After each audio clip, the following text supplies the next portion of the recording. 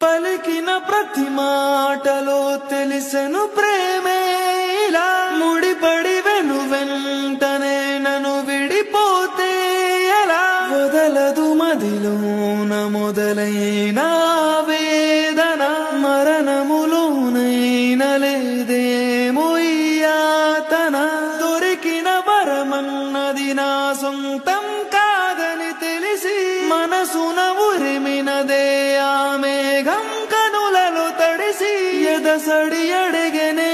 నిలవవే వదలలేను చూడు నిన్నిలా